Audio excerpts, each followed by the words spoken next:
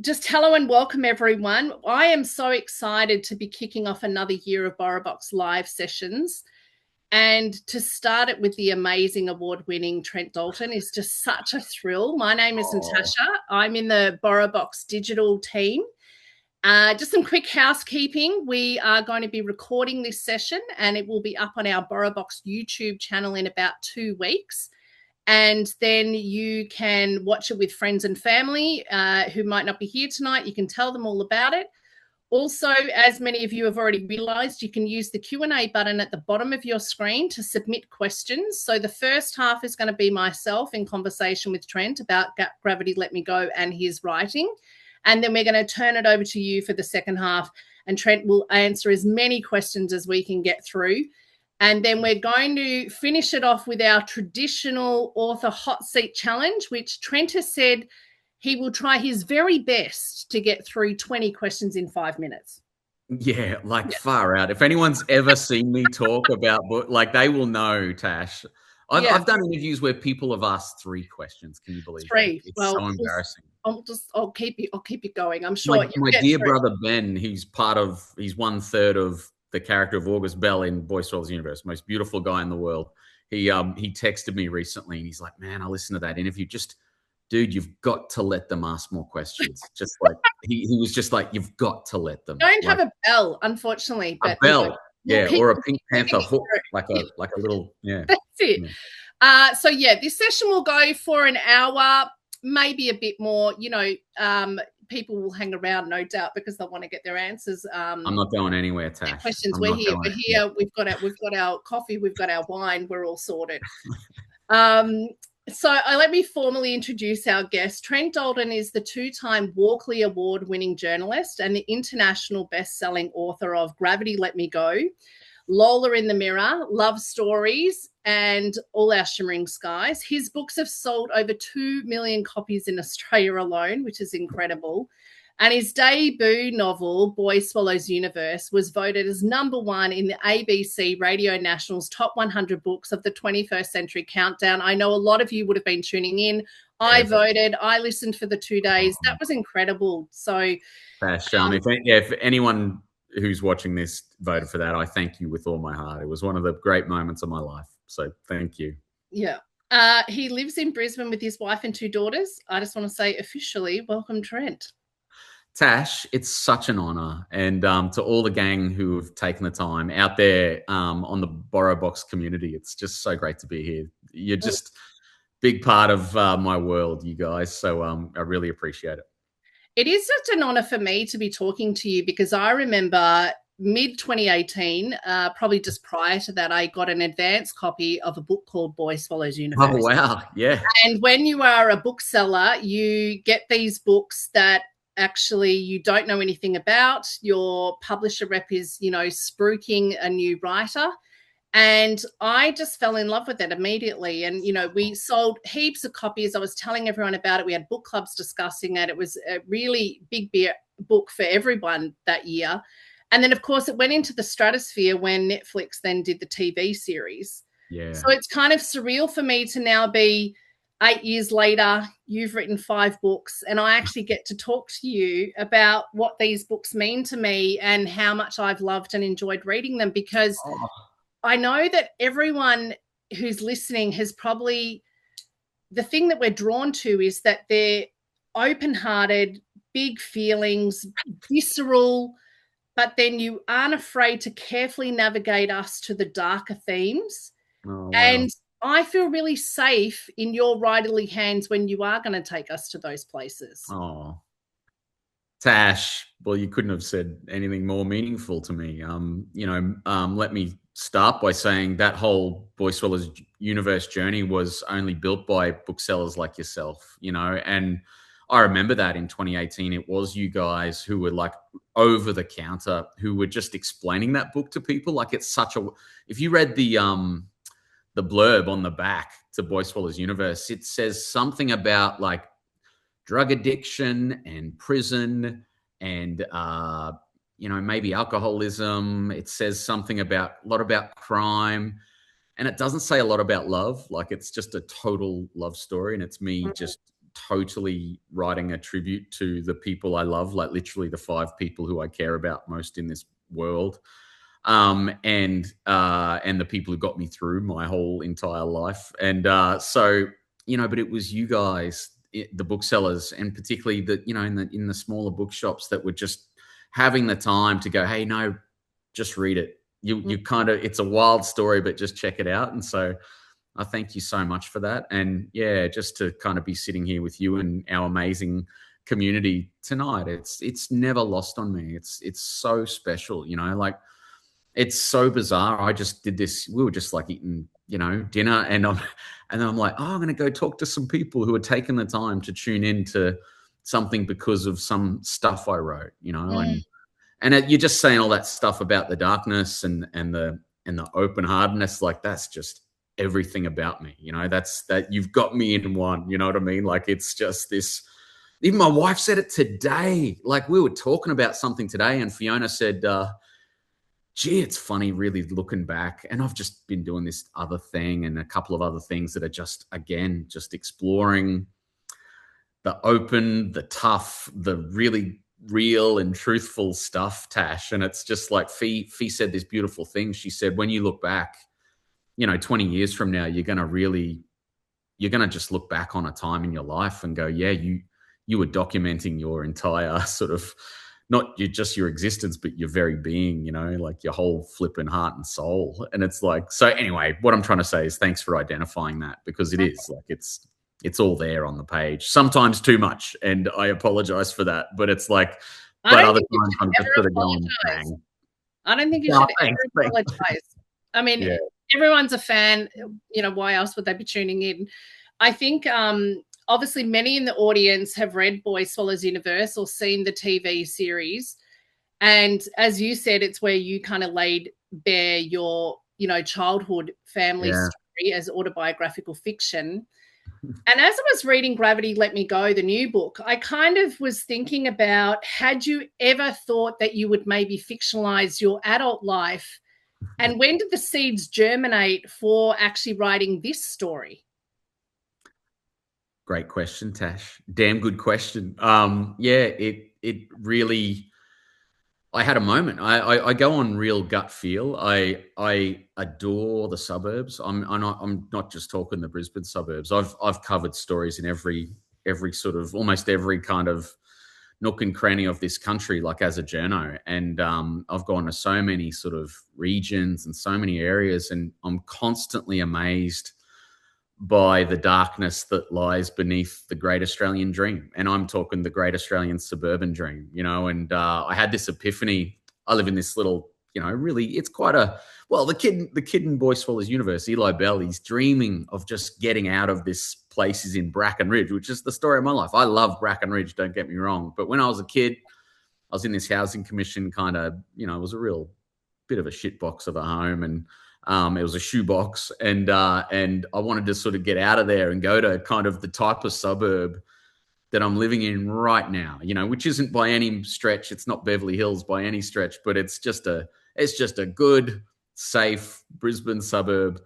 But as it turns out, Tash, you realize that, there's dark stuff in every neighborhood you go to. And that really struck me. It was like, it's so funny that I tried so hard as a kid to kind of move a bit closer to the city, and, but of course, the tough stuff of humanity is everywhere, and so that was one of the great epiphanies I had. And then there were just too many incredible things that I was dealing with, like I'm talking 2 years ago, Tash, like just too many wild things, like emotionally, that I found really interesting. Like I really, well, what happened was, so I wrote this book called Love Stories, and this was sort of what I did before Lola. I was bequeathed this typewriter by my best friend's mum, and on her deathbed, she says, you got to hand my typewriter to Trent. And so that was during sort of COVID, and I took that out onto this corner, and kind of doing that, Tash, really sort of changed a lot for me, because I was trying to get out of my own head anyway, because that was all Boy Swallows Universe and stuff. But then doing that, it got me into this whole idea of where I'm at now, and what the past leaves a person with. So I Mm. was really interested in like, yeah, I wrote about boy and I wrote all that 12-year-old, 12 years to 20 stuff, right? And it was like, hang on, but did the writing of it do anything? Did it either like fix me, or did it mean I could sort of go on with the rest of my life any better? It just really prompted a bit of self reflection, and not I'm not I don't mean self reflection of 12-year-old me too. You know, I did a lot of that with boy, and I'm really proud of that kid who sort of survived all that stuff that's in Boy Swallows universe. But now it was like what Love Stories taught me. There was just so many people who said to me stuff like, "Oh, so let me get this straight. You're writing a book where you interview 200 strangers about love, and you still haven't asked your wife to tell you about love." And then I was like, yeah, far out. How how much have I overlooked, you know, in my wild kind of ride, you know, and then I had this thought of this Lola in the Mirror was a whole book about looking in the mirror. It was the whole idea of that really tough thing that we all do, which is staring in the mirror. But did I really look at it? And gravity just became this thing of like, man, just be honest. Just be honest about who you are. As like, I'm 46 now. And it's like, what would it be like to be a wife or a daughter of the guy who lived through Boy, you know, lived through Boy Swallows universe? And what would he be like as a 46-year-old trying to get through the world Mm. with all that stuff? And I was like, that became really powerful stuff that I wanted to explore in fiction. But it turned out, Tash, I just can't stop being kind of semi-autobiographical. And it's just like, it's so close. Like, you know, for better or worse, like Noah Cork. It's so funny. I got this DM. This is what prompted Fee to say this cool thing about like looking back. And this woman just DM'd me. She'd read Gravity, and she just goes, oh man, this is like her DM. And it said, I cannot wait to see the ongoing adventures of Clem, which is this beautiful kid in the story. She's this budding journo, and she sort of investigates stuff in her neighborhood. And she's like, I can't wait to see a story of Clem when she's 20 or 30. And I was like, that's a good idea. And then she goes, I love Rita. She's an icon. And she goes, Noah Cork, comma, lovable idiot. And I was just like, well, yeah. And my wife just howled. And it was like, yeah, fair comment, you know, but it's sort of, what I wanted to do, Tash, was write a story about the lovable idiot, you know, and all his failings, and hopefully all of some of his stuff that isn't half bad, and that makes him worthy of just hanging around the house a bit. But sorry, Tash, it's a hugely long answer, but it's like you prompted, like it's like I cannot begin to tell you it's so linked to Boy. Like I love that you linked it to Boy, because in short, Gravity is my absolute response to Boy Swallows universe. It really is. It's like, I feel like Eli Bell is learning so much, but then so is Noah, and all of the epiphanies that your wife must be grateful for that constantly come through. The title, I mean, I love the cover. Can I just say, brilliant? Yeah, Darren Holt, he's amazing. He got Darren's been nominated by the Australian. You know, they do these annual awards, cover design. He's just recently got nominated for an award. I'm so proud of him. He's brilliant. He's amazing. Beautiful. It pops out, but it's the title also. Did the title Gravity Let Me Go come quite early in the writing piece, or was it something that sort of came later? No, titles often come pretty early for me. You know, Boy Swallows Universe, for example, was a great little gift from the universe. I was hanging like a sheet out on a clothesline, and and honestly, like the words just, I'd read this story that's in the book. It's a Krishna story about a Krishna eats all these this fruit that drops from a tree. Long story, but smashes all this fruit down with a bunch of dirt. His mum comes around and says, "Stop eating the fruit, Krishna." Opens up Krishna's mouth and looks inside and sees the entire universe. I just happen to be reading that, and that's a story that Slim kind of tells the boys in the actual book Boy Swallows universe. I was so taken with the visuals of that in my mind, and then one day I'm hanging out the clothes, and I was like, I wanted it to be like a 3-word newspaper headline, as in like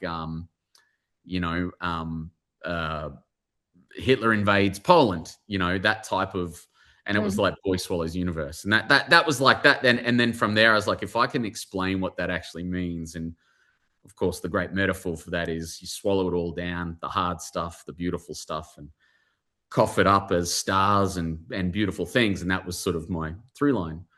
Gravity Let Me Go came in a similar way. I swear it's so weird. Like it, and you've got to trust your wacky brain. Like it's something I tell everyone all the time. Please embrace your secret weird. And by that, we all have our secret weird.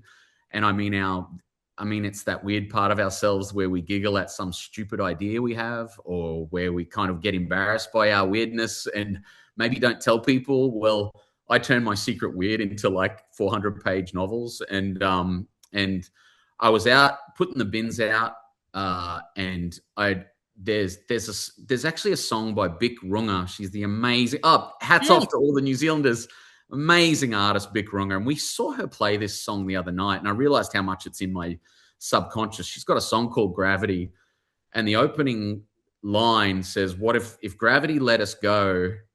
Would we all go flying?" And so I think that song's just in my like subconscious, in your DNA. In my DNA. And I was putting my bins out, and I just whistle songs to myself all the time, and she's on my playlist or something. But then I had this thought about everything in my little cul-de-sac. I'm talking the most kind of ordinary Australian kind of suburban cul-de-sac being let go of, like being released, and so the neighbor across the road, her cat just floats up into the sky. In my head, I'm seeing all the wheelie bin floats up into the sky. The Nissan, across the road just takes off, and then I finally go with it, go flying. And I came back down into our kitchen, it's just here, and I remember I probably got my phone, wrote down that sentence, "Gravity let me go," and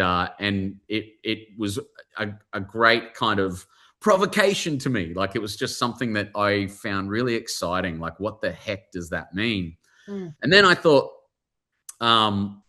well, what if it wasn't a statement? What if it wasn't a statement? And what if it was actually a request? And then I got a thought, like, what if actually that was something the person dearest to me was requesting?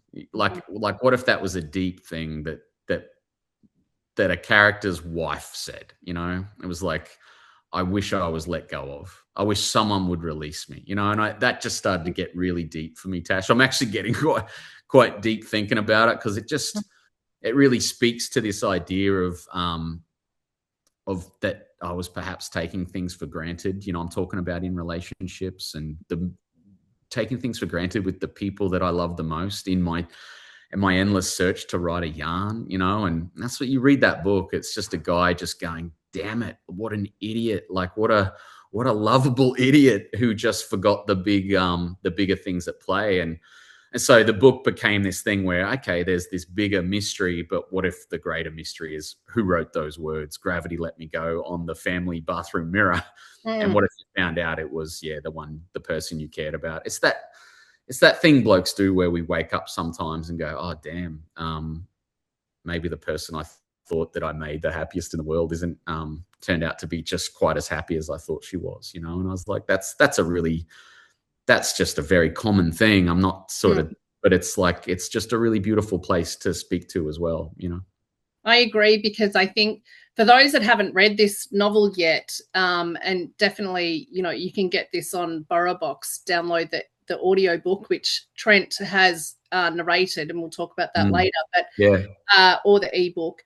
And it really looks at a long-term marriage. We've got Noah Bork, who's a true crime journalist, scoop of his life with a woman that's been missing, and then 2 years later he gets involved in terms of finding her, and then writes this book. But at the same time, like you said, he has a family, a wife, 2 kids. And I really loved the idea of that long-term relationship focus of the book. I think one of the things that was really interesting that struck me was that Rita Munro, who is the wife of Noah, she decides to selectively become silent. So selective mutism. How did that allow you, in giving that character that quality, kind of crack open opportunities of what you wanted to say about a long-term relationship and the impact on Noah? Oh man, Tash, thank you for like just your deep thought on this stuff. This is really beautiful. I think long-term relationships are just that. I actually think, I want to write like a hardcore romance about a couple in their 90s, because I just find that so utterly romantic. The idea of, the best parts of when I think back on my marriage are the fact we just talked things out, man. Like, and we just with when we're at our best is when we're just talking things out with love Mm. and openness and honesty. And that's when I'm trying to do my best to shut my head up, Tash, like to like stop talking. That's my great fault. One of my greatest faults is the very thing that I do, which is write, and my writing in my head turns into speech, and you think you can solve everything by dazzling someone with a string of words, and the whole silence thing in Gravity. She knows that that's the only way this idiot will shut up. Mm. The only way Noah will actually stop. Instead of speaking, he will start feeling and try and reach her on the kind of plane that she's feeling at. And that, I feel like that's a big thing in relationships sometimes. Like I we get agree, because I was thinking that what it brought up for me was that we start to see their ebbs and flows, where he thinks he knows her really well just because they've been together for 23 years. bang. And yet anyone that's been in a long-term relationship, I think I said to you that I've just celebrated 19 years married last week, and we've been together Congratulations. That's 22. brilliant. But what you learn is that there are, ebbs and flows, currents, circumstances that come up, but also you're not the same people that you were 20 years ago. Yeah, And yeah, you kind of need to change together. And sometimes that's parallel and sometimes it's in opposition. yeah, yeah, absolutely. You need to, exactly, the evolution in a couple. Mm. It's a really profound thing, and it's like that. Surprise, but you're that girl you met when you were 20. She didn't stay the same. She Mm. didn't stay the same, and of course, but it's like in the book, it's like you wouldn't believe how different she became, Noah. Like, Mm. you wouldn't believe the things that this woman has up her sleeve. And if you just took the time, the things that she possesses are bigger than any scoop you would ever have. If you Mm. actually took the time to observe it, you would find something far more wondrous than a number one bestseller. You know what I mean? And that's just a cool kind of thing that I can always remember anyway. Mm. But it's also just something that is very familiar to people. Yeah. And oftentimes in relationships, like, kids are so good at identifying the wonders that the adults miss. You know what I mean? And so Noah, in the face of Rita's silence, he's just begging for some insights from his daughters who know their mum like nobody's business. And I just love, because that's just from truth, Tash. I love that dynamic of that incredible I don't know, primal dynamic between a mother and her children, and a mother, in my case, two daughters, in terms of Fee and our daughters. Like, it's something I get jealous of sometimes when I'm standing outside of their wondrous kind of inner circle. I'm just like, man, I wonder what that would be like to be There's a a lot part of of. feminine energy. And in the Yeah, book, I mean, one of the characters I think is brilliant is just 12-year-old Clem, who's the daughter of yeah, Noah and Rita. And yeah, in fact, it's Clem who kind of takes after her father. She wants to be a writer. She's got a little street newspaper. That's how the book starts. yeah, But it's actually, she's so in tune with her mother, and she's trying to point out to her dad, yeah, hey, there's all these things that you don't realize. I yeah, mean, one of the funniest scenes, and I think all of the women that are watching tonight would be nodding their heads, where there's about, for 2 or 3 pages, yeah, Clem and then her older sister, Erin, start yeah, talking about the mental load that Rita has. yeah. And just the list of things that you go through, like, I Oh was man, laughing so much. I should And get that tattooed on my shoulder blade. Yeah, like, Holly Wainwright, amazing Mamma Mia. yeah, Like, she kindly did this Gravity Let Me Go event in Enmore Theatre, and she's like, Trent, you got to read this out. She made me read out the entire 2 pages, and it was just like, were all hollering like it was just really cool. Yeah, thank you Needs for to be highlighting that. Yeah, a poster. Definitely needs to be a poster. But I think yeah, what's also beautiful is when Clem is starting to write for her newspaper and she wants to find out who was her mum before she yeah, became a mum, the yeah, young girl that Noah fell in love with, yeah, yeah. was that she finds out how kind she was, how brave she was, and then later Oh, in the community, how curious she is about people. And you just kind of oh, want to bang Noah on the head, who keeps saying, yeah. "Oh, yeah, I know her. I know her." But he Oh, doesn't wow. actually recognize these things. Oh, Tash, you're getting me emotional. Thank you for knowing that book so well. Like, yeah, like, oh man, that when that device of Clem investigating her own Mm, mum, like, that just got me so excited, Tash, when I sort mm, of thought about that, because I am at heart a journo, and that's sort of it.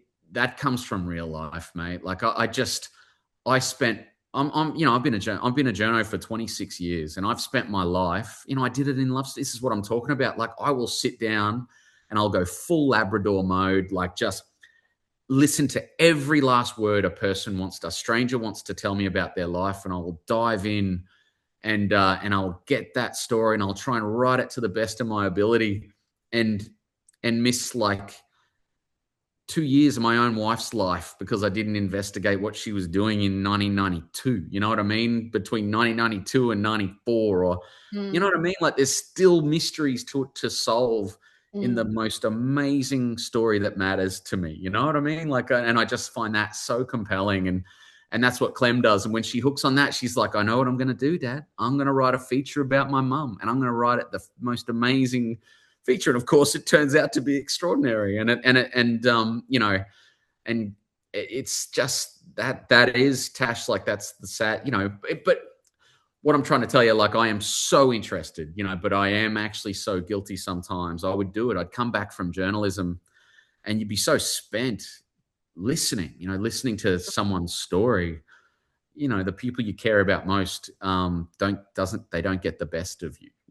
They and it's just something I'm always trying to work on. But it's something I wanted to explore, and I wanted Noah to have this very unique affliction where it's like he's giving everything to that case. He's giving everything to that bloodthirsty murder, and it's occupying almost every space inside him, and he's just missing things. And that's, you know, I've had a lot of men read that book and contact me and just going, "Hey, man, thank you. I'm not a journal, I'm not a writer, but I'm a Noah Cork. yeah. And it really means a lot. It's kind of cool, and because it's just something that, but everyone. I mean, I'm not talking just blokes. Everyone could kind of learn from that type of thinking about investigating, like actively investigating the person you love the most. Mm. You do Well, I that. think it's because and just I'll put a call out that if you've got some questions, please put them into the Q&A button now. We're going to move to that in a moment. But before we do, because what you're saying taps into Professor Lionel Rutledge, Yeah, yeah, yeah, yeah. who starts with some little pieces of advice at the start of each chapter, the journalistic advice. Yeah, and Lionel Rutledge he's a figment of my pure love of journalism. So he represents everything that I believe journalism can be, and where things could go with journalism, but also he's trying to sort of like I I had a lot of nights, Tash, where I'd often wonder whether I left a person better than how I found them in through journalism, Mm, and sometimes, a lot of gravity comes. I had a really big moment as a journalist. I remember I had to do what's called a death knock in journalism. They're these, it's terrible thing that journos get asked to do sometimes, where a family has suffered a loss, and it's the journalist's job to gently, ask that family if they care to talk about the toughest time in their life. Like, it's just the toughest thing that particularly a young journo can do, and various editors have different ways of approaching it. And but I was as young and ambitious as anyone when I was sort of, in my particularly sort of, late 20s, and I was just sort of probably a bit. I just didn't think as much as I do now at 46, Tash. And I remember I rang a doorbell of it was a tragic story. A family had lost a son to just a horrendous act of violence. And I rang the doorbell, and I sort of did my best case for why maybe the mum might want to talk about, eradicating youth violence and just doing what we can do as a community. And I just never forget. And she was beautiful. Like, she just went, I wish I could help. I just can't. I'm gonna cry if I think about it. She was so flippin' beautiful, and people are amazing to journos. Like, they're just so patient. Often, if you do come at it with a bit of kindness and stuff, you're not being a complete a-hole, at someone's doorstep. People will be sweet, and she was so sweet. And she just said, "Listen, I can't." I walked away, Tash, and then I got a phone call. I got a phone call that evening, and it was from that woman's husband, and he just said, like, "You're the scum of the earth. Do you know what?" Because it was an intercom I was talking through, and I was ringing a doorbell, and he said, "Do you know what my wife was holding when you were talking to her through that intercom?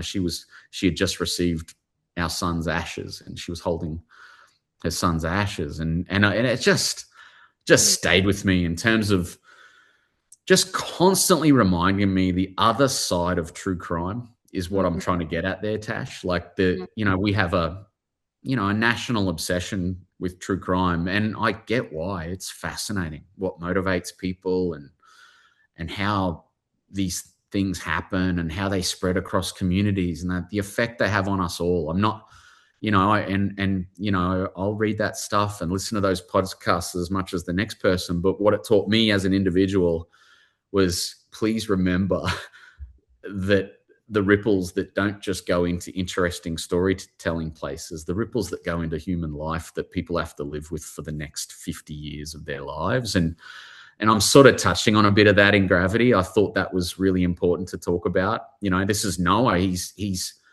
getting lost, man. Like, he's just he's chasing the yarn, and he's chasing the book, and he's forgetting the humans who are at play. And it all comes crashing sorry, Tash. Yep. Well, I was going to say, that's one of the things I found really powerful about the book, was that if we move away from the family aspect, is this true crime journo who faces this real moral conundrum where Tamsin Fellows has gone missing. 2 years later, he is involved in finding her body, written a book about it, and yet he's really conflicted and has a lot of guilt, because the media kind of jumps on it with a kind of tagline: murder victim, loving mum, and nothing else.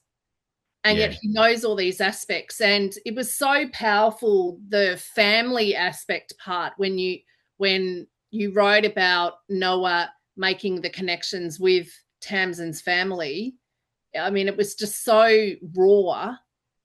And I think what was important about it is, like what you're saying, there was kind of this trend where crime books or true podcasts, they kind of get a bit sensationalized. They forget about the victim, the victim's family. We concentrate on the perpetrator for all the reasons that we want to know. But there are now these books that are coming out, I think, where we really kind of try and center the victim, and a lot of important charities, domestic violence charities like Sherelle Moody, the Red Heart Campaign, Dangerous Females. I know there's a lot that you've been involved with. And I think I really liked how Noah's moral conflict tapped into who was Tamsin, apart from just being a murder victim. Oh, Tash, thank you so much. I'll tell you, I haven't spoken about this much, but I'll tell you, that comes from real life. I did so many stories on victims of crime, and the nuances and complexities of, for example, a child dealing with the loss of a murdered mum who they actually didn't get along with, and then they have to go through the complexities of seeing things in the paper like angelic mum of two, loving mother of two, and the child going, "Oh, she wasn't actually the best mum, but you guys keep telling me how amazing she is." Like, I'm just, so like, I heard that. I heard that so many times, the actual complexities of it. And Mm. that thing that, yeah, is so easy to do is to kind of,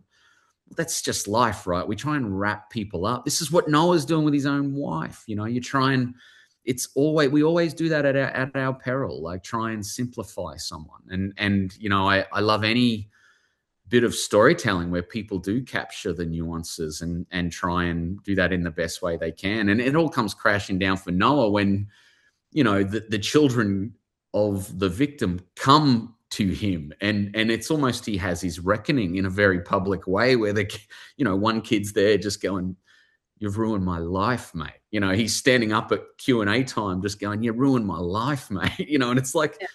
that's a really interesting thing to contemplate for you know, a journalist and for any storyteller, you know. And it's like, I think that's important because it's that idea of, like, I learned a lot now. Like I had a thing, Tash, where I never let people read the stories that I wrote, right? Like, it's a journo thing. Don't let them read the copy. Like, guard that, you know, like, you know, from your cold dead hands kind of scenario. But as I got older, I was like, no, no. Like, if you can do it in a way where they work with you on the story, and they feel seen, and they feel complex, and they feel the story has been given the gravity it deserves, then that can be actually a beautiful part of storytelling. And yeah, it's a really interesting kind of space. And I wanted to explore that within the framework of what I hoped was a sort of kind of magical thriller. You know, it's sort of, but can I sort of touch on some of those things that are just deep to me as a storyteller?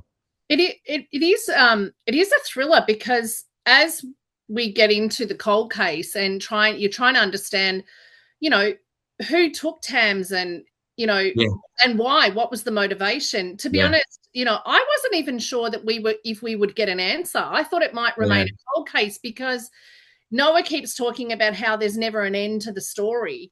And I yeah. didn't know if you were going to throw in a curveball.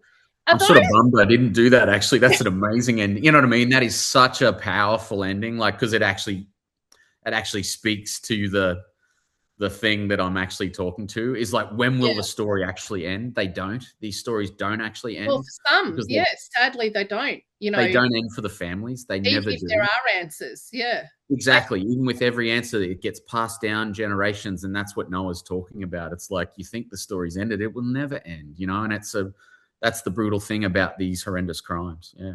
Are you I mean, you talked about letting something go and holding on to your work when you're a journalist. Rutledge, in another piece of wise advice, says know when to let the story go. And of course, there's Noah about whether he's going to continue to be obsessive about the story. But just thinking about you as Trent, when do you know that you can let the story go to hand the first manuscript to someone and then on to your editors? Oh man. Yeah, it's a great question. I go on emotion. I go, for me, Tash, I can only trust my spine. The spine doesn't lie. I have this thing, the spine doesn't lie. If you're getting that tingle down your spine, and you know, this thing, the brain, is just so treacherous. Like, it's your best friend, the brain, but it's, you know, it's the thing doing all the work in terms of a book, but it'll just betray you at every step. It'll tell you that you're a loser, and it'll tell you that you can't write for crud, and it'll tell you that you're just the 12-year-old kid from Brackenridge who's just who never should have been here in the first place, you know. But your spine comes in and goes, hey, that's not bad. That's not bad. And then your heart comes in and says, you're speaking some truth, you know. So I need to get it to a place where I go, this is everything I came to say. Like it's literally downstairs from here, Tash. I go Mhm. downstairs and I walk down this kind of wing, kind of like L-shaped kind of staircase. It goes down into our sort of, it used to be my kids' rumpus room. And I just come up about 4 months later and go, well, I honestly can tell myself that I went down there to kind of do what I set out to do. And it's kind of, no matter what, stay true to that, you know, and then It's that's when I'm different ready. being is it different being edited but for your journalist work than your fiction work? Oh, completely. Mm. Well, I had the same Instant personally? Oh man, I had the same editor on my magazines for my magazine journalism. I had the same editor, Christine Middap, greatest newspaper editor in Australia, magazine editor, and if she hated something of mine, I would honestly, you should see me, Tash. Like I'm a wreck. Like I would be a wreck. I remember I had to rewrite. I did a story where I was doing a scientific David Attenborough esque study of a suburban family. I dead set went into this family, and they were in like Nundas, not far from Banyo. Shout out to our Banyo watcher. And I literally wrote the story as a scientific paper. Like the male comes home at 7:30 and puts the football on, and I literally stayed in this family's home. I said, pretend I'm not here, and I sat in the corner just taking notes. It was so funny. It got to the point where I like literally they went to bed, and I went with them to bed, like with my notepad, and they're like, mate, you got to stop, like get out of here. Anyway, I wrote that up as this scientific paper, like it was like I was observing kind of animals in a zoo kind of thing. But they're the most beautiful family. I don't want to equate them to animals, but it's like that's how I wrote the piece. Yeah. And my editor just went, yeah, brilliant idea, Trent. We're never going to put that in a Saturday magazine for 4,000 words. And I was crushed. But just the same way, it's the exact same thing. And I've got this incredible editor, Catherine Milne, on all my books. And she's fabulous. And Tash, my wife knows my moods as she can judge my face by has Catherine Milne responded to my manuscript or not. Like it just lightens just that much a percentage. The glow. And she'll go, oh, Catherine emailed you if I'm bouncing. It's just sick. This is what I'm talking about. It's like, it's ridiculous what these things can do to you, this storytelling game. But I want to move on to it's the best thing in the world. It's the best thing in the world. I want to get through. There's so many questions here. So I'm going to. Oh, brilliant. Thank you for your questions. Try and get through rapid fire answers so we can get through as many as we can. All right. I'll keep them quick. Yeah. So John from Windsor, who was watching with his 14-year-old daughter, says, what age should she start reading your books? Which one would you recommend that she start with? Oh, please start with boy. Like they're a complete, and I think 14 is perfect. Like my niece, incredible niece named Mara. That book had sort of just landed, and she's the daughter of my eldest brother, and you know, it was so funny, Tash, like going to particularly my nieces and nephews about that book, and because it relates to them, you know, there's so much of the people they love in that story. Yeah, it was a big deal almost telling them when, and she said, Trent, I've already read it. And she was 14 and nice. She's a big reader and a mature reader, but she was just like, Trent, any 14-year-old can read this and they'd bloody lap it up. So, and the reason I say start at Boy Swallows Universe is because it's like I'm saying, Tash, they are all deeply connected. I'm talking even the nonfiction ones like love stories one influences the next. You can see, because, you know, when you were talking before about, you know, Tamsin being invisible, or, you know, the people that you were talking to as a journalist, you can see that in Lola in the Mirror with all the houseless communities instead of saying homeless. You know, those invisible people that, you know, deserve to have a kind of thanks, Tash. That concept is really big for me. The people who fall through the cracks. Yeah. Michelle asks, who on earth was the person talking on that red phone in Boy? That's a really beautiful. If you look up the phone number, here's a thing. I don't tell this to many people. If you want to know who was on the other end of the red phone, look at the phone number that Eli calls in the book. He calls a number. It's a 7-digit number, as numbers were back in the day. Yes. And put that in a calculator, just like Eli and Gus do. You know that thing where you put it in a calculator, flip the phone over. I love this scoop. Thank you. Read the name. Right. Yeah, read the name you get. Yeah, that's your answer. Yeah. Gen Xers and boomers, we all understand. Yeah, you know that. Yeah, right. You know, advantages to being old. But in the TV show, in the Netflix show, all I'll say is that the voice is me. The voice is me. In case you were, yeah. So that's a little. Yeah. Yeah, just for Love. Michelle. We love you, Michelle. Great question. Yeah, Robert yeah. says James Cameron of Avatar fame says people don't read books anymore, and she disagrees. But Oh. as an author, how do you feel about statements like that? Yeah, I completely disagree because I'm in the thick of it. Like I see it. I see the amount of people reading and I see the passion people have for it, you know, and it's just too much of a sweeping statement to say people don't read. But if the numbers are down, the passion has never been higher, has never been greater. You know what I mean? If the sheer numbers of readers are down, the passion that the readers have in 2026 is going through the roof. Have you seen this romanticy phenomenon, which is the most beautiful thing, where people are just getting together and talking about dragons and people, you know, shagging in forests? And it's just beautiful to see all these people talking about novels. And Hockey I romances, just, whatever. Yeah. whatever it is, you know, and then book clubs, like I see it, like book clubs are the reason I'm in this house, Tash. You know what I mean? Like I'm able to pay my mortgage because of book clubs, and I love A every second single bathroom, person. because that's what we want to know. Because No, no, I no, wanted a second still bathroom. haven't. That's so funny.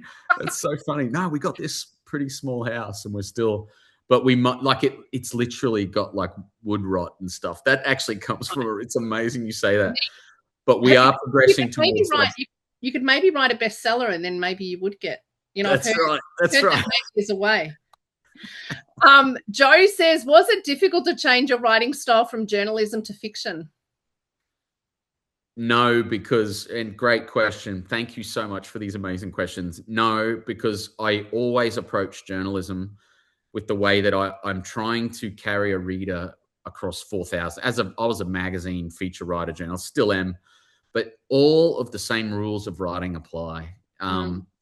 Write with flair and write with power and write with truth, and you will carry someone through a piece of journalism just the same way you'll carry someone through a novel. And I just tried to apply that. And the one thing I didn't have was I love the real details of life. Hence my kind of addiction to semi-autobiographical tales. You know, I just love writing about life too much to not squeeze a bit of that real life detail in there. Yeah, that was the only hard part, is that. But then a lot of my books, they just come because they're just memories too. You know, the research I'm doing is going into the corridors of my own flipping mind, you know, for better or worse. Yeah. Got a few questions here about Lola. Someone has said, will Lola be made into a TV series like Boy Love the Universe? I loved that book. Oh, thank you so much. There is the most amazing scriptwriter named Alice Bell. She is an absolute machine. And I know for a fact, I've read 2 episodes for the TV show that she is writing, and they are extraordinary. So that's about as much as I can tell you. But like, please watch this space. And I've read 2 episodes. And if it gets up, it will be like something. If you can imagine that book, like I'm talking all the illustration and all the wild brain that Lola has, or the girl with no name has, then see that as a TV show, because I promise you it could be one of the most ambitious and unbelievable Australian TV shows ever. So I hope that's an answer. But I've read two episodes, the first 2 episodes of a script, and they're extraordinary. And you're happy, so we're happy. Alana says, Lola in the Mirror is the book that got me back into reading at 21, and I've now read all your amazing books since. And so thank you for fostering my love for reading. Love you, Alana. Thank you. How involved were you with the production of Boy Swallows Universe as a Netflix series? They made me executive producer, which was just the most amazing title, but it just sort of, it's about you know, on a par with like Coffee Boy, but it was just what did happen though. They allowed me to be what they called the North Star, which was a beautiful, generous thing to say. But they were basically going, Trent, are we on the right track? And I would just be the man. I was just like vibes. I was just vibes. Tash, you should have seen me. I was just like, you guys are amazing. Like, keep going. You're creating something beautiful. But oh man, that got deep though. Like, they were so deep. Like, they every piece of design, like the woman who did the art direction, Michelle McGay, we drove to the house that I wrote about. You know, the house with the secret room that exists. You know, Mm. there's a secret room in the house where the red telephone. You can drive to a place in Ipswich and see that house, and so what they in terms of my involvement, it was doing the tour, like I just taking people around and going, yep, this is it. This is what Mm. the ashtrays look like. This is what the table salt looked like. This is what the rugby league weeks look like. This was the national television that you had to turn around like a cogwheel, and and it was just all of that stuff. And so by the time I came to set, I literally stepped inside my own brain, when I was 10 years of age, my 10-year-old brain, and it just shook me. It was the most surreal, Surreal. profound experience. Yeah. And so it was a huge amount of input they allowed me, but I always knew to step back as well and let the professionals do what they needed to do. Yeah. I think it was Tim Winton said that, it's another art form. So he's quite happy when he lets his books go. And so, and he sees what else, it's just in a new space. We've got a hello from 50 people at Wagga Library. So Wagga Library, thank you. So they're raising the I love your Wagga Library. Yeah. So Thank you, Wagga. Love you. Thank you. We had Will Lola.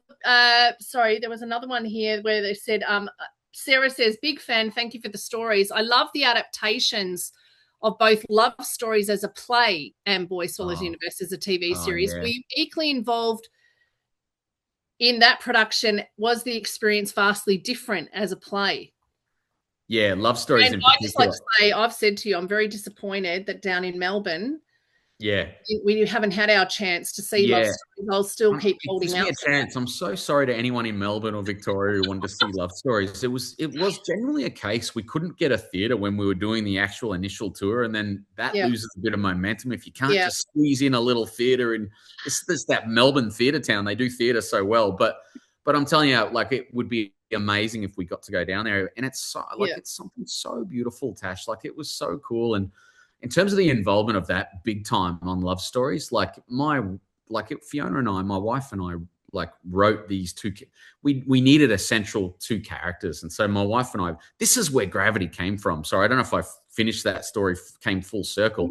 The big thing that happened is that Fee and I sat down with our laptops, writing these two characters called husband and wife for the Love Stories play that were the through line of that story.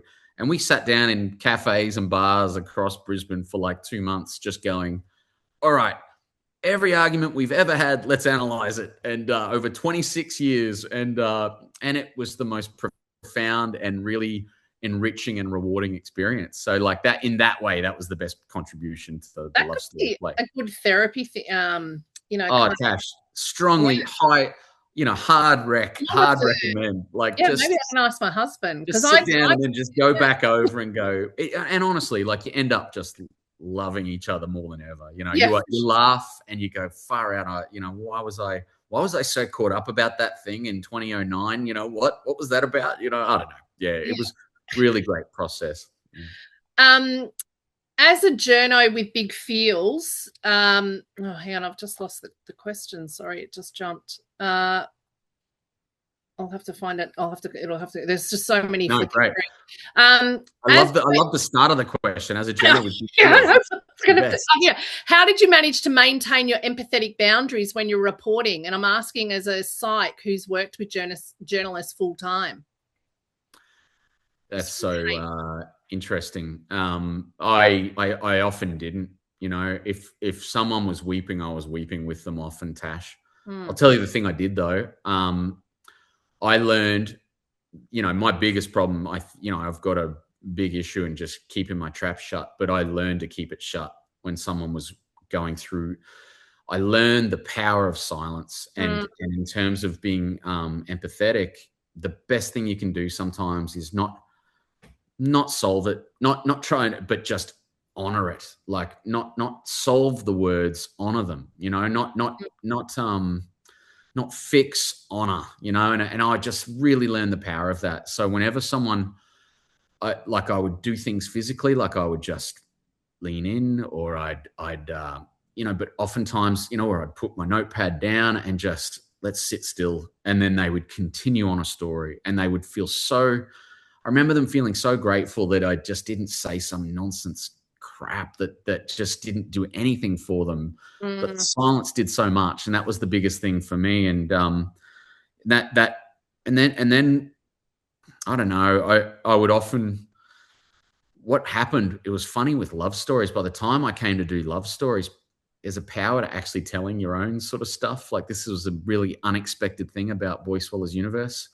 So many people stopped on that corner. I sort of set up on this corner and I had this sign just going, "Do you want to tell me a love story?" And people just go, "Oh, hang on, you're that Boy Swallows Universe guy." It's like, wow, okay. I've read a bit about you.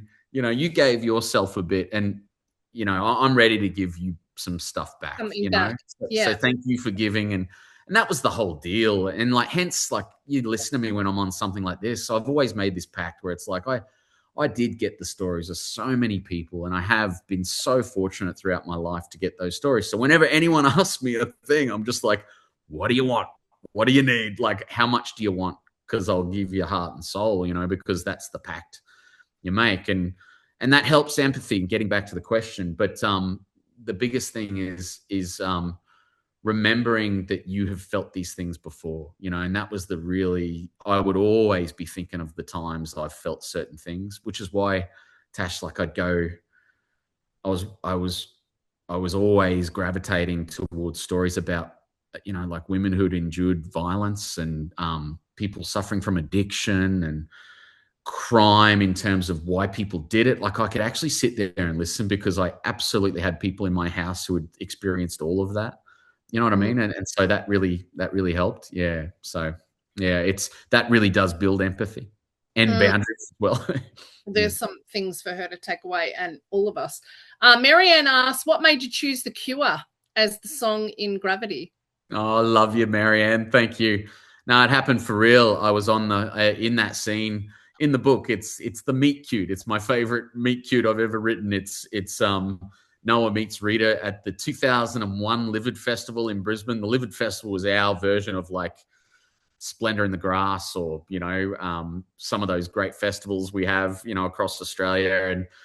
And it's not around anymore, Livid, but we got the just incredible bands would come to our little city. And I remember 2001, I was there for The Cure. Like, The Cure is in my top 5 bands of all time, Tash. And like, I was there at the, and I put Rita, I was front row. I wedged my way through, 1,000 goths. And I was leaning on the front row watching our boy Robert Smith just do his thing. And I remember leaning across and kind of just, like, in my head, remembering that moment. I was like, well, Rita could be just 6 people over, and that could be the moment they meet. And then, after that show, it's on this RNA Showgrounds, where we have our Royal Queensland show. And it's a famous kind of area of Brisbane.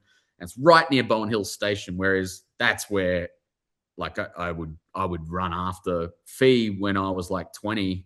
We were both working on the same magazine, and she'd hop off the train at Bowen Hills Station, like one carriage, maybe 2 or 3 carriages ahead of me, and I'd sprint up along the Bowen Hills train platform and go, like, panting, but like pretending like I was trying to play cool, and like, g'day, Fee, how you going? And I was just like, I just wanted to put all of that, and so they then later meet. Not only do they see each other in the Cure show, but they later meet on the Bowen Hills train platform. And Rita's hat blows off, and he foolishly jumps in front of a train, but the train's like only two minutes away, but he still jumps in front of a train. The train's just miles away. But and he says it's his great heroic moment, but the train was never going to hit him. It was miles away. But anyway, he goes and gets her hat, and off they go. But that's all just from, real stuff. So yeah, that's where it comes from. Absolutely going to that very gig. Need like a playlist while we're reading. Oh yeah, wouldn't that be amazing? Doing BorrowBox sessions with like music. And these questions are unbelievably good. Thank you. Alison, how do you come up with your characters' names? I recognise quite a few from the book industry of Brisbane, and I'm wondering if there was a correlation.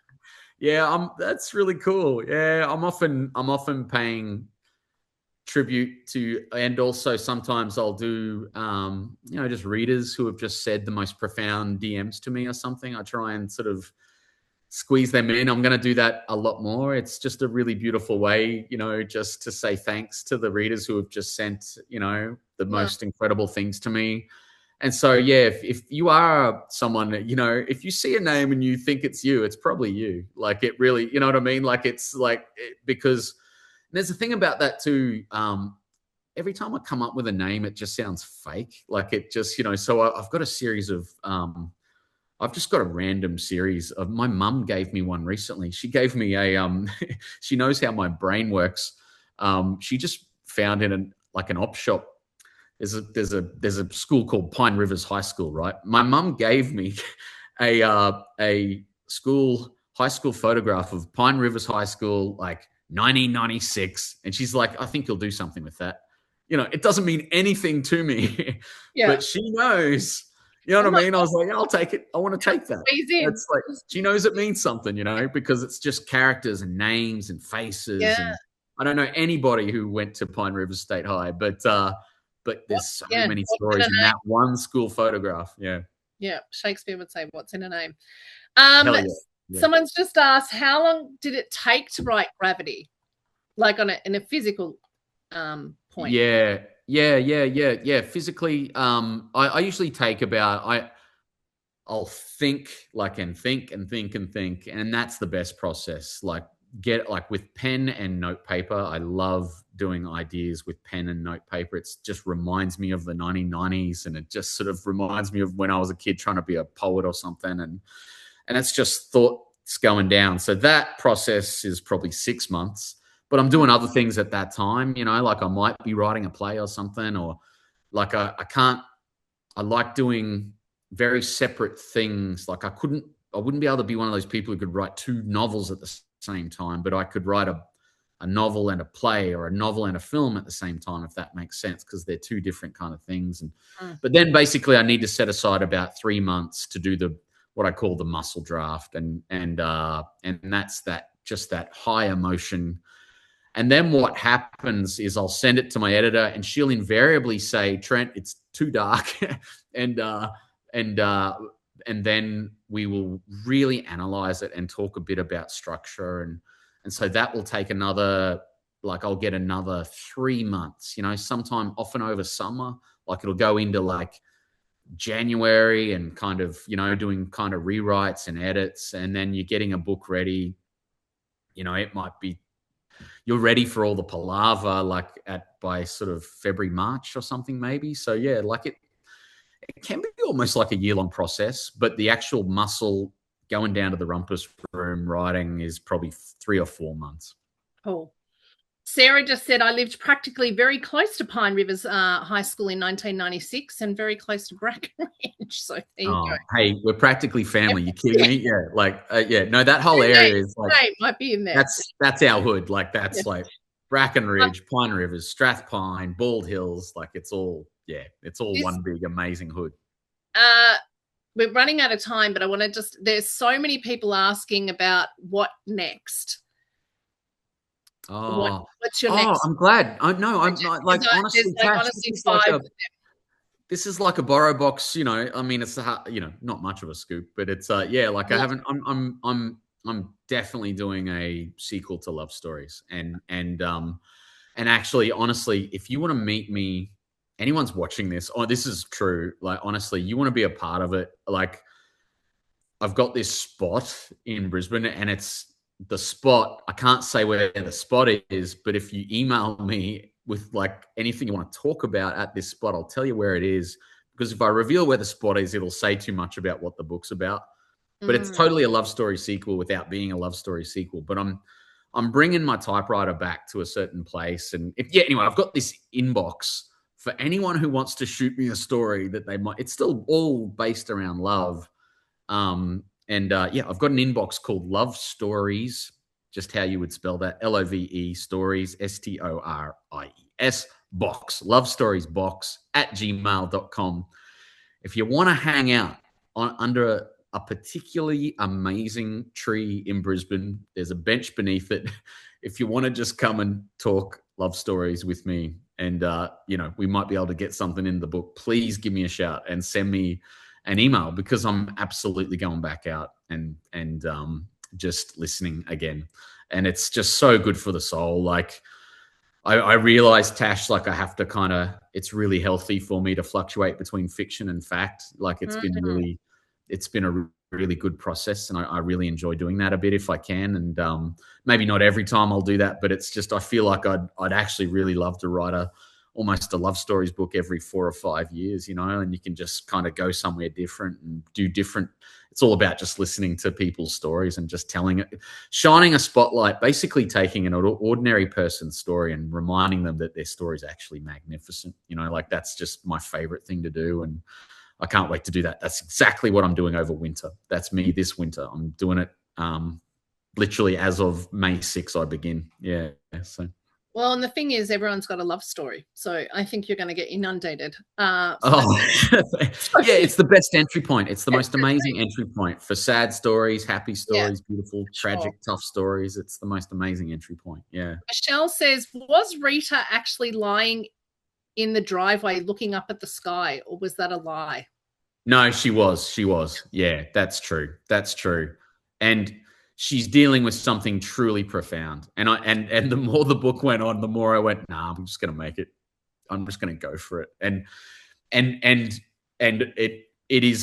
the way that goes is sort of where you'll land on that book of how much it wasn't for you or you love that book. I've realized now since it's been out, and it's a place she's dealing with the thing that is even beyond, Noah thinks it's perimenopause. He thinks it might be depression. He thinks it might be all these things. And it might be all of those things and something infinitely more profound. And like, that got me really excited. So yeah, that's a great question. But in my eyes, she's definitely, and in my eyes, the bit in the creek with Clem and the birds, that was real too. It's the way Noah is seeing it in his brain. It's probably elevated a little bit more. He's our narrator. And he's a storyteller, and he's a journo. So he's sort of maybe recreating it in a way that the way he's seeing it might be sort of different, but it's like it's all definitely happening.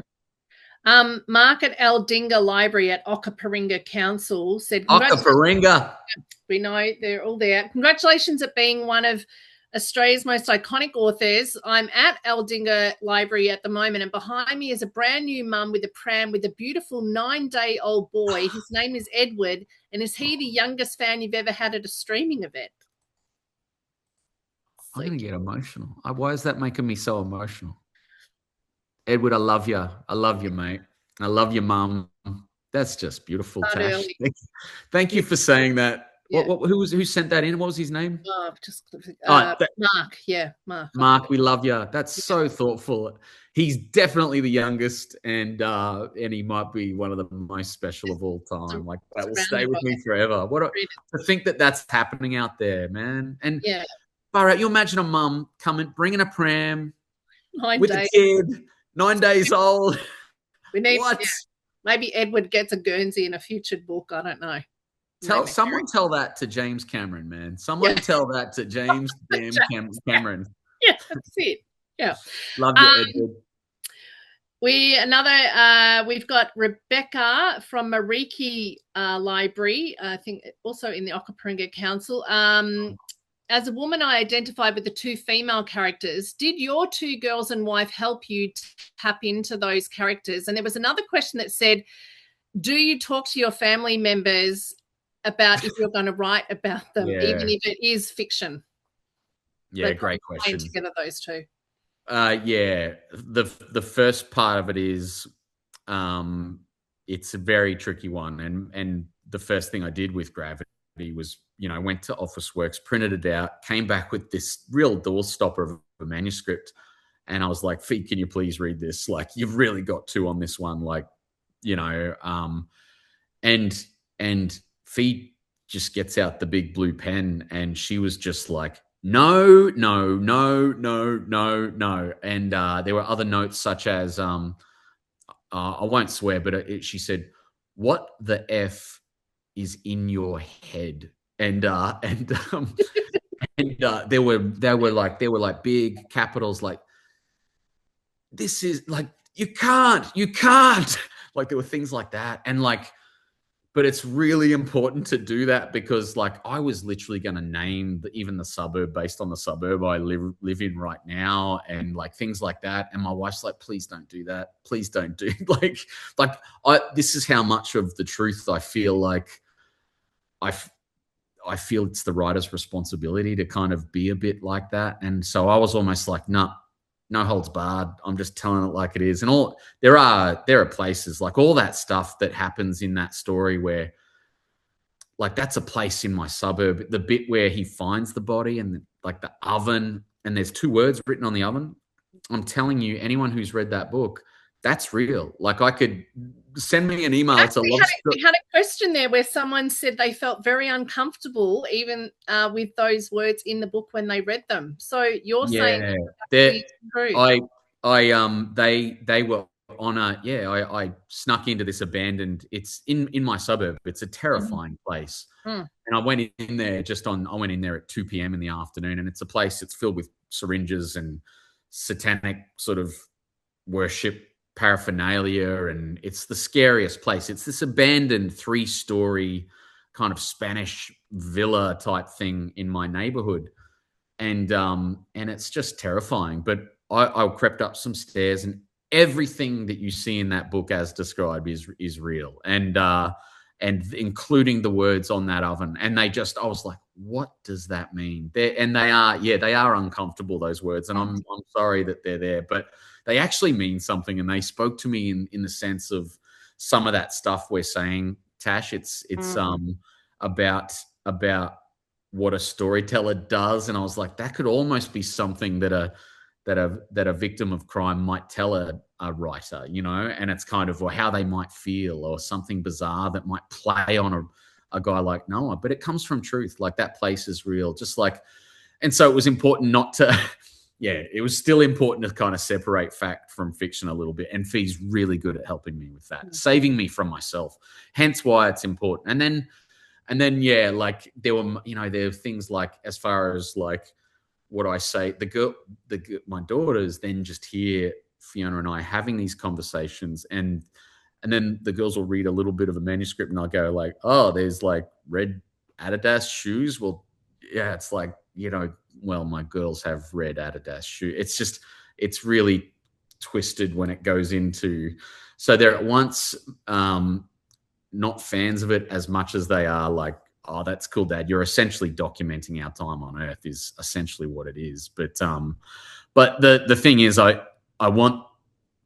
love my daughters to read these books, because the reason I'm sort of, it's not really them, but it's kind of being inspired by them in many ways. I'm wanting them to read it because they're nothing but massive tributes to them. You know what I mean? Like, it's just me going, aren't you fascinating? Like, there's nothing more fascinating in my world that I could possibly write about than the wonders of you guys, So, Anne says, how did it come about for you to read the audio book of love stories? And of course, if you don't know, he also reads the audiobook of this story. So, and how was the experience then, being in the sound booth? Yeah, I'm not just saying it because like I really urge people to try and listen to Gravity on audio. Like, it's so raw. It was such a profound kind of thing, because I realized how personal that whole, you do these things in that 4-month period. It's a fever dream sometimes, writing a novel, and you don't even know what you've done until sometimes you're in a sound booth. Like, I record this there's this incredible sound booth in Redcliffe. It's quite amazing. And Redcliffe's just this peninsula community sort of north of Brisbane. Most beautiful part of the world. It's sort of near where I'm from. And there's this studio there. It's so good that Katy Perry, she was out in playing Brisbane Entertainment Centre, took some time out to record a song at this studio. And they've got the most amazing facilities, but it's just in this, nothing kind of industrial area of Redcliffe. But you're just in this black box. And I was reading, for example, Gravity, and it was quite amazing to kind of like see what I'd already written. And then, like, I was crying, Tash. It's on the audio. Like, the guy kept it in. Like, it's so emotional when Noah's realizing all these things at the end, and it's all coming together. Like, mate, I was crying because it's true. Like, it's me going, looking at my own love life and going, it's important to me. And, it's like, and you're just feeling it all. And so we just let that rip. And yeah, and that all stemmed from love stories in answer to the question. So the only reason I did love stories is because it's totally in my voice. It's my journalistic voice. So it felt right. It was me on the corner having half of the dialogue in it is me in terms of the quotes that are in it. And it was me talking to these people, and it really kind of worked. And the only reason I did Gravity is that Noah's just like totally an avatar of me, and so I felt pretty safe to kind of do that as well, and so there's a beautiful rhythm to the way that you write. So, the reading of that rhythm. I mean, and I do theatre, so I think you're harboring a secret desire. We might see you on stage one day, but there's a rhythm to your writing, even when you're reading it's as the book.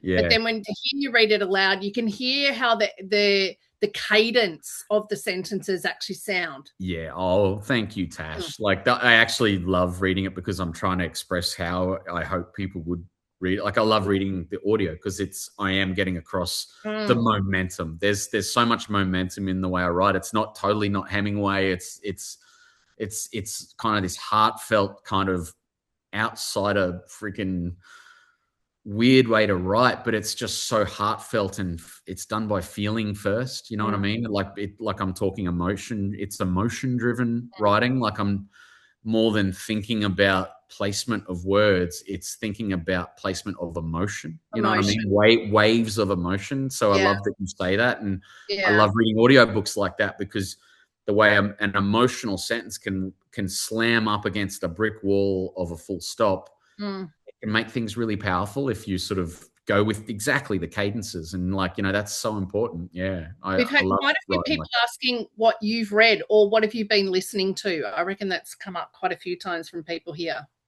I've been listening to a book called it's a bunch of Stephen King short stories. I love listening to short stories on audio. You Like It Darker, that amazing sort of compendium. And I've been doing this Tom Stoppard BBC Plays on audio, unbelievable. And Tom Lake, read by Meryl Flippin Streep. And Patchett, beautiful. And Patchett. For the very, I'm a massive film fan. I just couldn't believe that someone got Meryl Streep reading their book. I was like, that is the biggest swing. Yeah, that is the biggest sort of kick-ass kind of move by M. Patchett. And there's so many others. I just did Cameron Crowe's book, The Uncool. That was amazing on audio. I do science fiction on audios. I've been doing this whole run of James Elroy books. They're unbelievable on audio. They're incredible. Like you feel like you're just walking around. I'm walking around Brisbane, but I'm walking around in like 1950s Los Angeles. It's kind of amazing. That's the power of audio books. LA Confidential guy, isn't it? LA Confidential, yeah. Well, that's the series. Yeah. So I'm doing Black Dahlia. It goes into LA Confidential. Yeah. And there's a third one he did. Yeah, it's yeah. All right, these ones you only get no more than 5 words, so I can cut through because we're gonna. Oh, is this hot seat? Is this the hot seat? This is not hot seat yet, but I want to just get through because we're gonna go. Oh, great. Okay, yeah, right. You're just like Fred. Yeah, great. Is that the typewriter you used for Love Story over your left shoulder? Oh, thank you. No, the typewriter I used for 5 words. No. Oh, no, it's not. No, it's downstairs in a really. But you can say who it's from, where you got it from. That's Fee bought me that. That's the first typewriter I own. So that's the one that gets the side. What do you call that? A sideboard. It gets the sideboard in the near the family dining room. Yeah. Did you choose your shirt to match the book cover today? The hard-hitting. Who wrote that? You're Mark. There's a guy called Mark. Mark, you're a genius. I swear to you, I didn't. It's literally the shirt I was wearing. And I'm sorry if I look a little underdressed, though. I'm sorry because I feel like I didn't quite realize there'd be 50 with your beautiful. Okay, good. I hope it's all working.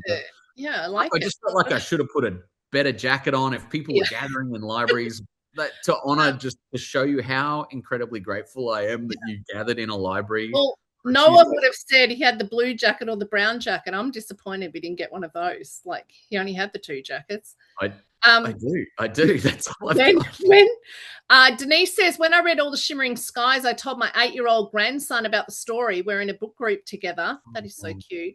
Have you ever thought of writing a version or a book suitable for children? If you recall, the guy, his name's Paul Heppel. He did the illustrations for Lola in the Mirror. Watch that space. I want to write a book.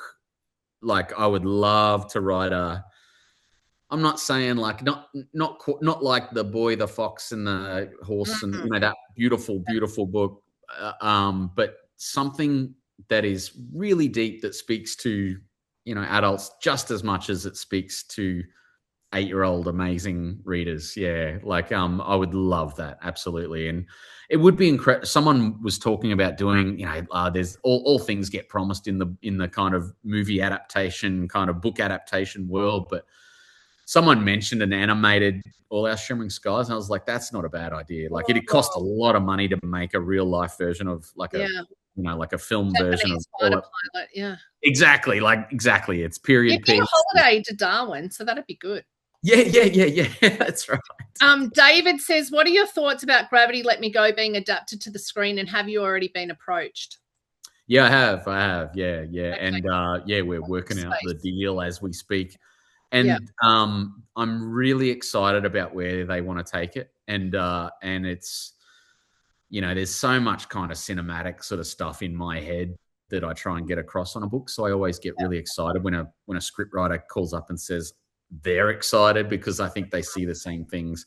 I'm a kind of secret kind of, sorry, Tash.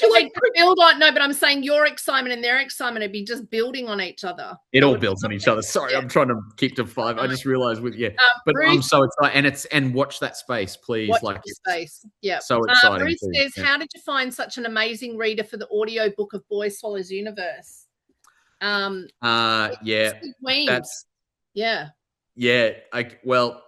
Okay, if anyone is watching this, they remember a show in the late 80s going into maybe the early 90s in Australia called The Colin Carpenter Show. Does anyone remember that show, Tash? Yeah. The Colin Carpenter Show.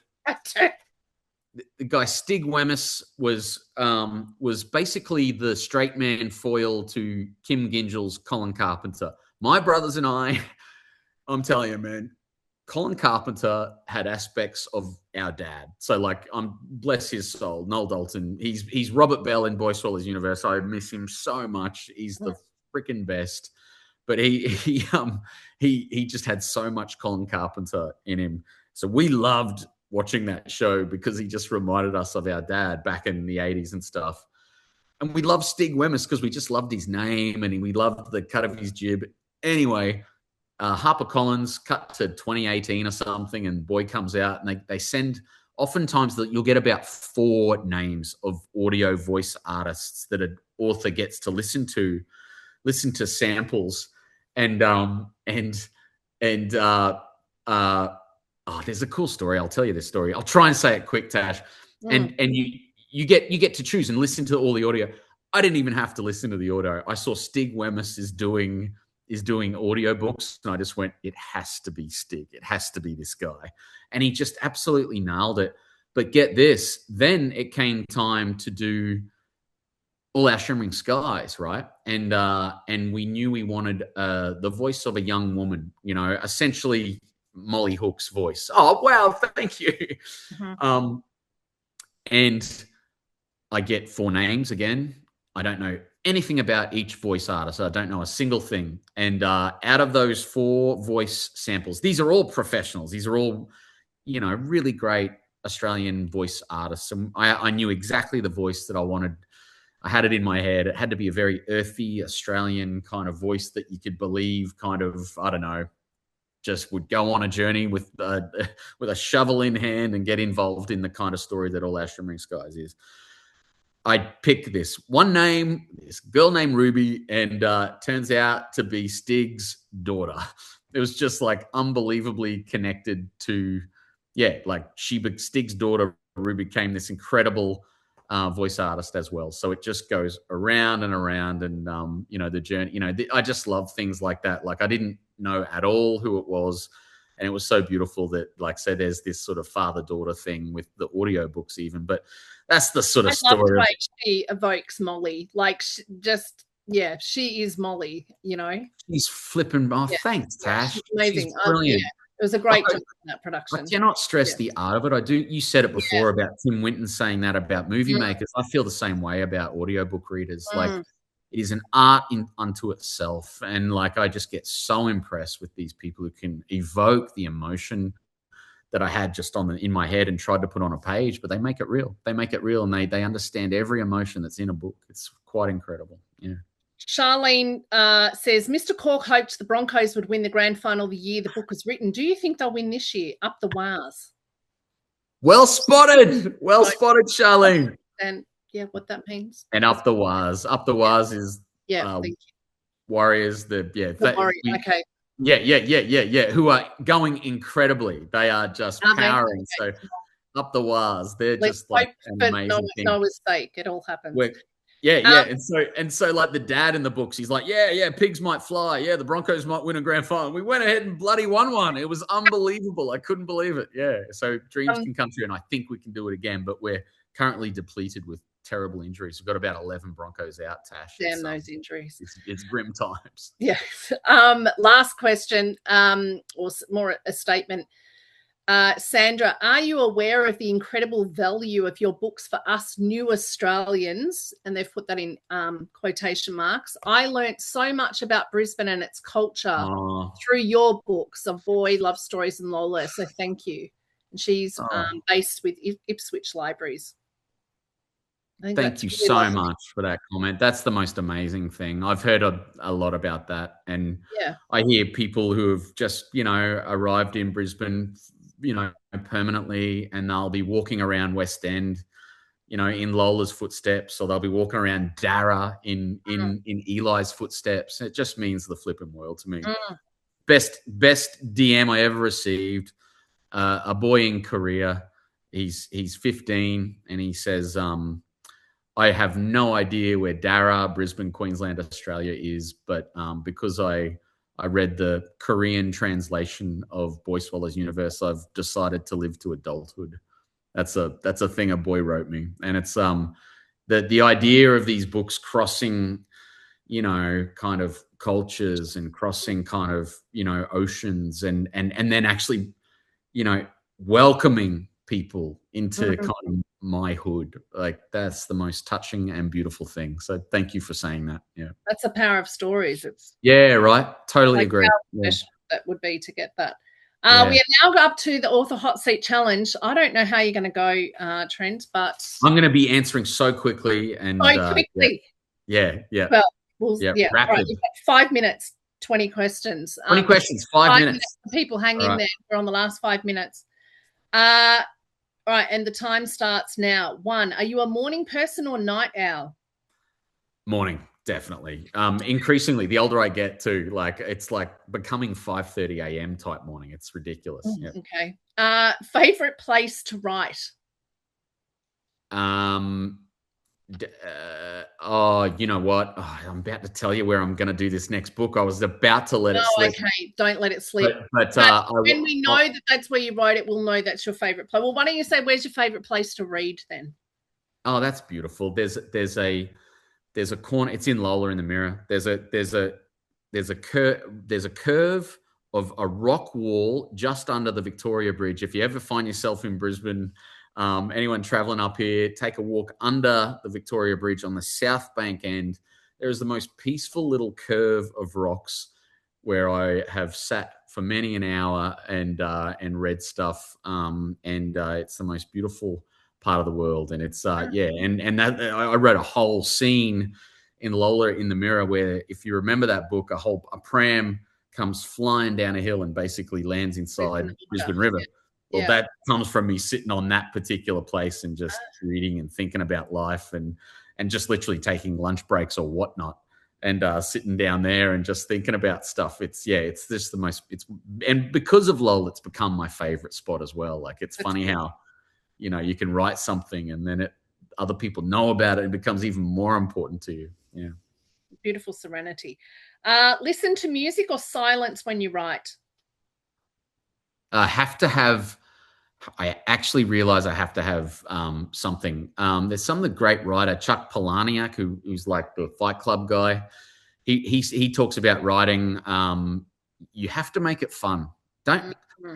Don't make it like a journey into a confession box or something. It's got to be. You've got to keep yourself. The important thing is keeping yourself there for a long time. So you've got to do whatever makes it fun. So if it's comfortable for you to lie back on your bed and do it with Beyonce playing on the stereo, then you got to do that. You know what I mean? And yeah, I always have Double J. I've got Double J. You know that like Double J. I just play Double J because it's good because I can't have my 90s. I can't have my Seattle from 92 to 96 too much on there, Tash, because I know every single one of those songs and I'll stop and hum. And you just need stuff like Double J where you don't know all the songs, so you can tune out a bit, but just enough to go, that's a nice new song. And, because we're old and now there's all these young up and comers. Totally. Do you write using pen and paper or type on PC? Yeah, so anything creative, coming up with an idea, pen and paper. I have 40 A4 size notepads filled with all my ideas, and it's kind of endless. And they're just, they're all downstairs in the rumpus room, and it's just the most beautiful kind of. It's the same way flipping Shakespeare did it and Dickens did it. You know what I mean? It gets back to that hand on paper type thing, and that's really cool. And then definitely this laptop that I'm speaking on, which I've had to my last laptop, one that I wrote.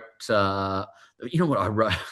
The book I wrote Boy on was just this small little. The laptop. It was such a frustratingly small.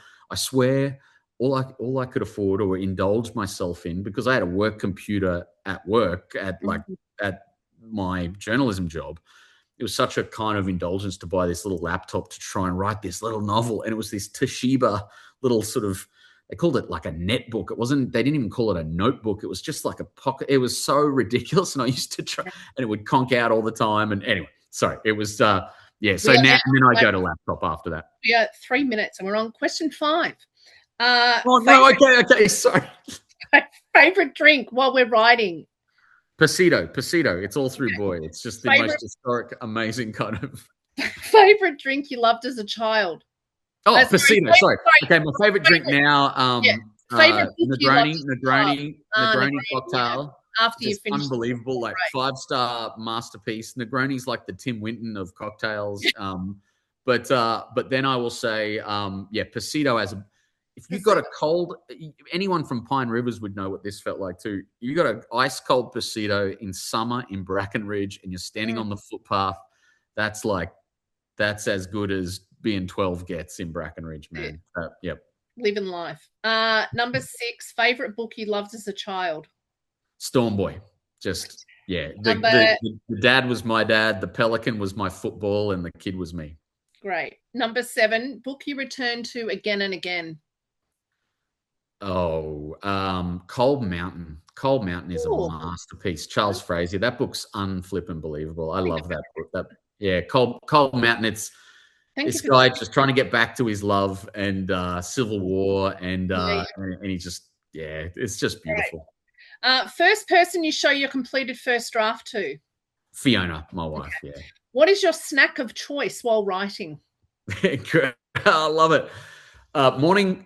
I wake up, I have it's very regiment, like it's very, best way to start a writing day, piece of toast, one single piece of toast, avocado, boiled egg on top of that.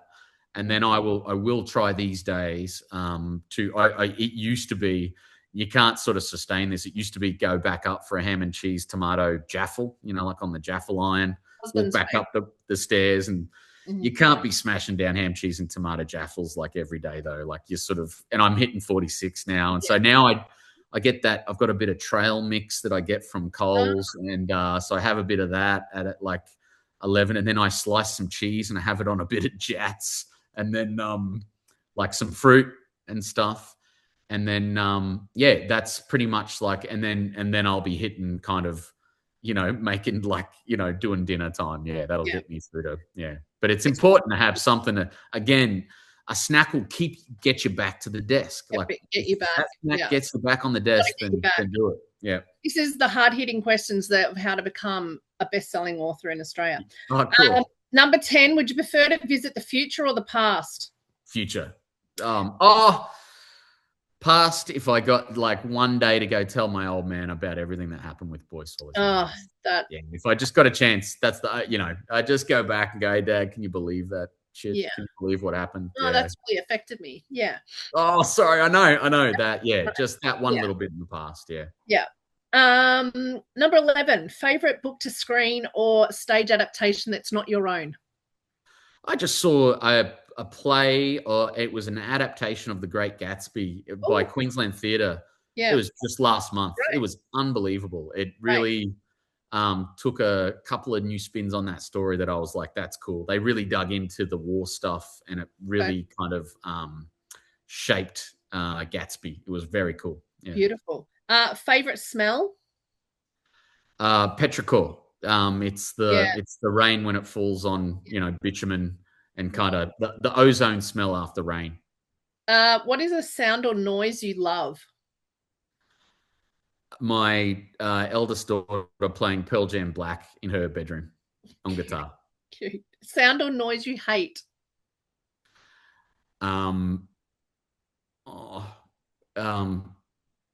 People like weeping when they're sad, like just weeping, like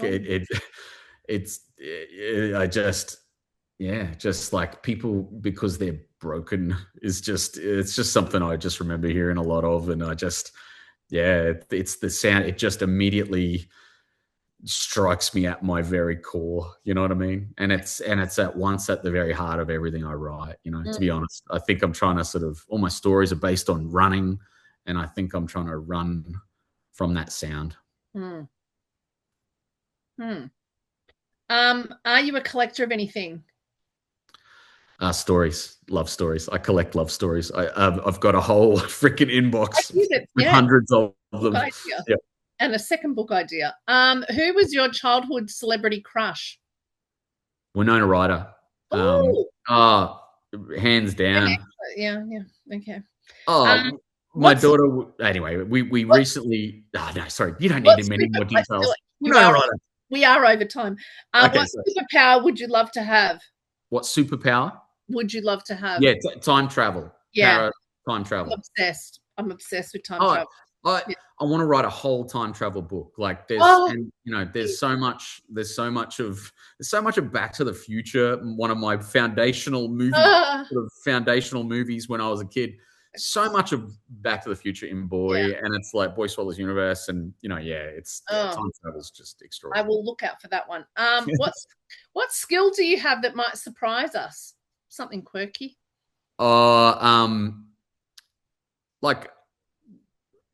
I'm okay at touch football. Like I've been playing in a touch footy team for like 20 years, and that does surprise me. Like big time. Like I live for the stuff, Tash. Like we've got this Monday night. We're in D grade, but it's like it's like basically my wife, kids, books, movies, plays, touch footy. Like that's Pearl Jam. Yeah, that's me. That's me. Yeah, well, that's you summed up. What's your bucket list travel destination? Spain. Oh, yeah. Never been. Twice. You'll love it. Oh, really? Yeah, right. There's everything I keep hearing. I can see you there. Yeah. All roads lead to Spain for me. Yeah. Oh, and yes. Many. Now, this one probably works for other authors, maybe not for you, so I'll have to amend it slightly, because the last question is, if you could be one of your characters for a day from any of your books, who would it be?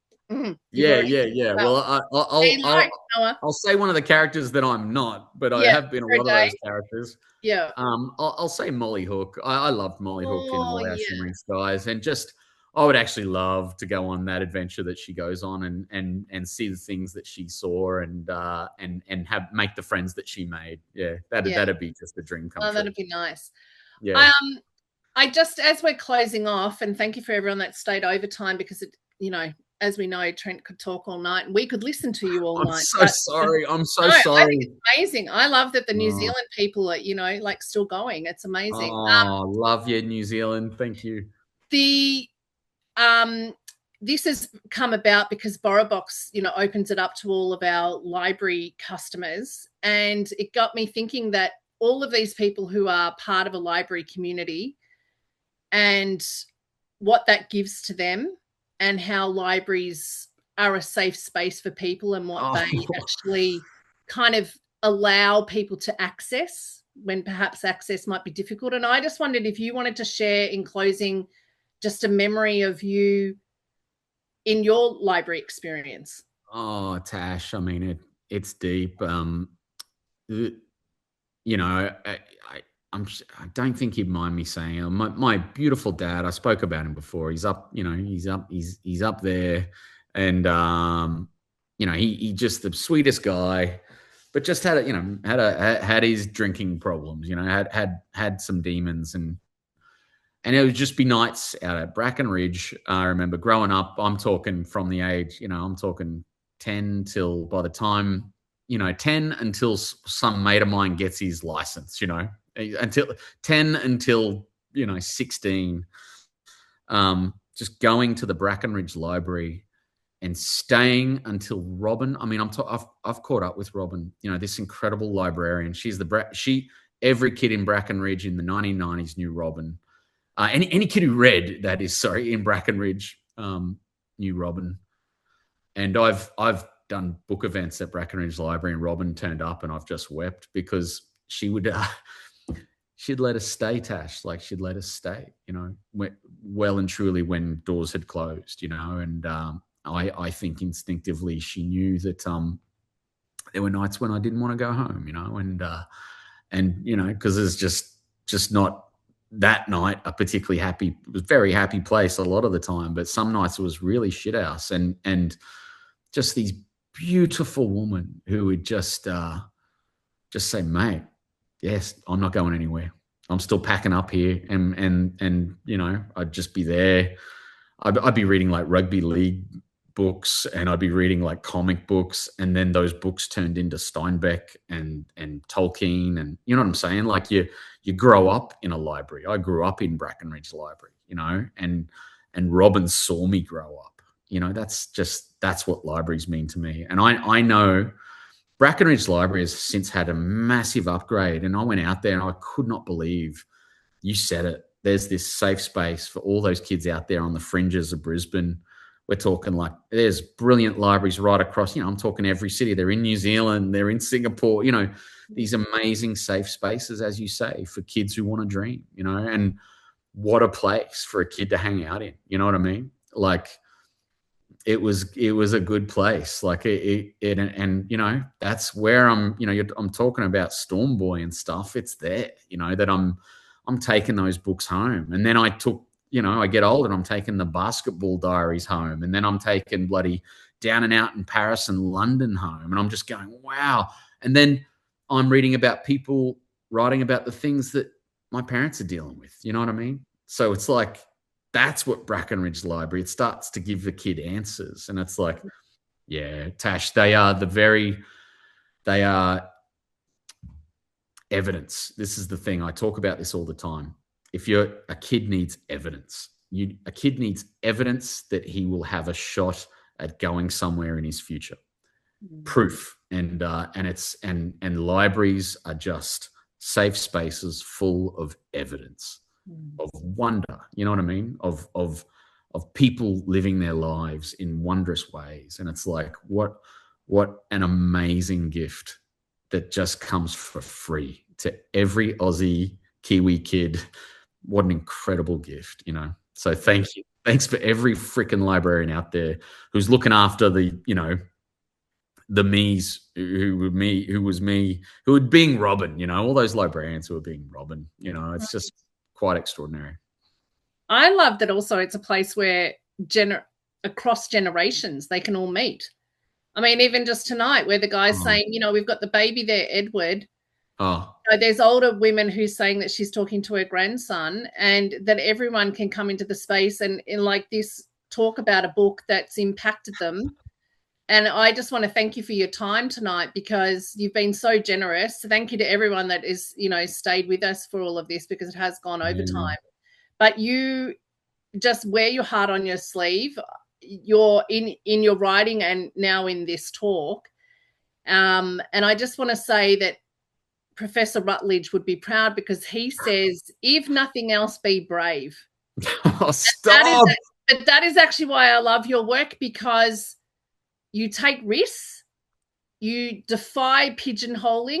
You go from genres of historical fiction to coming of age to middle-aged and everything in between. And then even within that, you kind of play around playfully, the joy of, making it fun and defying those conventions of those genres, whether it's going into true crime, then mixed in with, deep marriage talk, and then magic realism. I mean, that's why people love you. That's why they love your work. And I want to thank you for your time. I want to thank everyone, all the questions, all the libraries that set up special sessions. I want to thank my colleague, Cassie, who's been working behind the scenes. Love you, Cassie. Yeah, amazing. I think Rutledge said, the world is an ever-turning wonder. The world is a dark and terrifying place. The world is bursting at the buckle with light and love.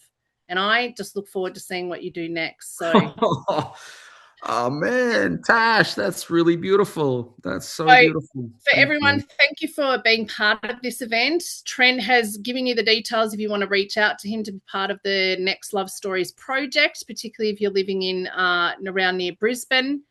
You can catch up with him on socials. I think you're on the internet social. Instagram, Trent Dalton author. Yeah. DM me on that too if you want to. Send me a love story over too. We're of course going to promote this on our YouTube channel in about a fortnight. So for those who haven't tuned in, but there were quite a few people saying they were doing one of your books for book club. So you could thank you so really much. Have a look at this. You could share that with them, and then look out for future events. We have coming up in June, we have Colm Tobin. Oh, wow. And then in July, we have David Baldacci. So it's going to be, you have set the standard, Trent. Some big names there, Tash. Yeah, I know. Well, not hold them back. I don't know. They'll probably get their hot seat challenge done in a quicker time frame, that is for sure. But I'm so sorry. But just remember, got some recording space left for those guys. You can get all of these books through your library. They will either have the MP3s or you download it on BorrowBox. It's just free with your library account. Get into the queue of the audio book or of the ebook. Hear Trent read this one, All Love Stories, and then we look forward to seeing what you do next. Everyone, I hope you have a good afternoon, a good evening, a good night. You've been absolutely wonderful. Tash, can I say the biggest thank you to you? You're incredible. You just create these amazing events. Thank you so much. And to everyone out there, honestly, and I'm so sorry if I rabbited on. I'm so sorry. I do it because I'm trying to sort of essentially be enthusiastic and show you that I'm so flipping grateful for you to come out and tune in and have dinner with me, all that stuff, and be at home and watching. We love you. So thank you so much. You're just the best. I'll see you soon. Thank you. All right, we'll see you. Bye.